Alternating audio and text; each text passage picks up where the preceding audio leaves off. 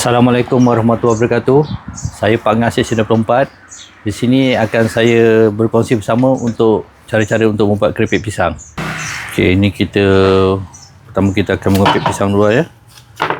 Cara-cara untuk mengupit pisang Standar pisang ni kadang-kadang berat dia sekitar dalam 8 kilo hingga ke 10 kilo. Kita guna pisang yang segar ya, bermakna pisang yang kita baru petik dari kebun.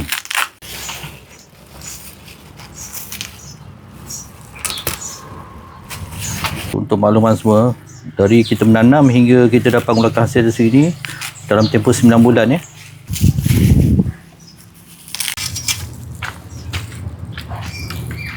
Okey, baik selepas saya mengupit pisang tanduk tadi, saya akan menggunakan minyak Ehsan PKPS ya. Dia mempunyai 2 kilo satu botol dan satu lagi 5 kilo satu botol ya. Minyak ni amat baik, sihat, dia mempunyai vitamin E dan kita gunakan kurang berlebih. Memang sangat-sangat baik.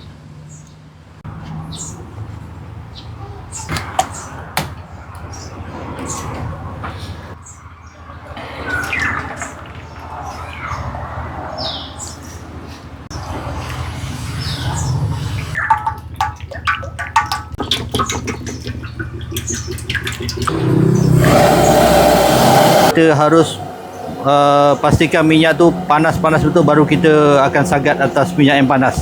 Baru keripik pisang tu akan rasa sedap. Ini air garam ya. Selepas pisang kita goreng nanti, selepas agak-agak garing, sebelum kita angkat, kita curah air garam nanti. Baik. Pisang ni saya akan potong dua ya untuk goreng memanjang.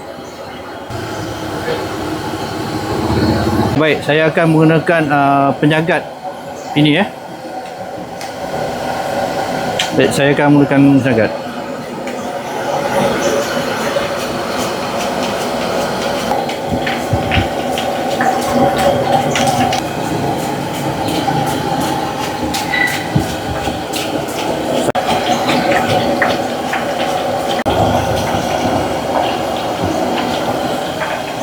Ya. Minyak yang betul-betul panas, dia masak dalam keadaan yang baik ya.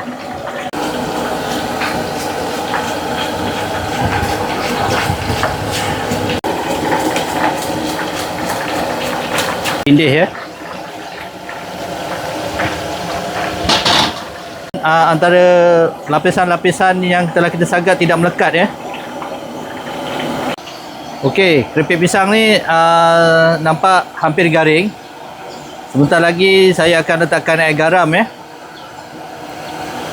Air garam ni saya akan letakkan 1 sudu ya.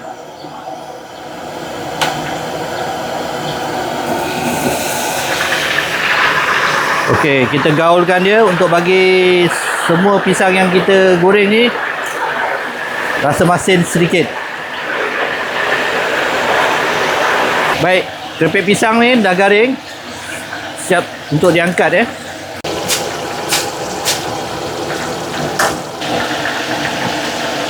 Okey, dah garing.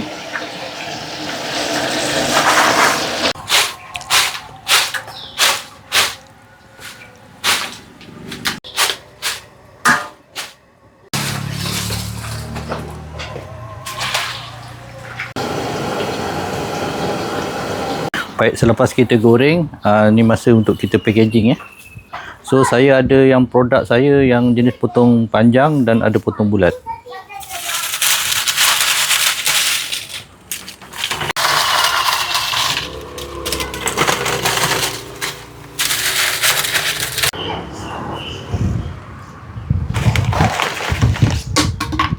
Kita dah siap paket. Okey, untuk dapatkan produk saya keripik pisang tanduk emas boleh didapati di kedai Ehsan Mat Stesen 14 Stesen 9 dan juga di Mawadah Catering KPJ Stesen 20, dan harga untuk satu paket ni RM18.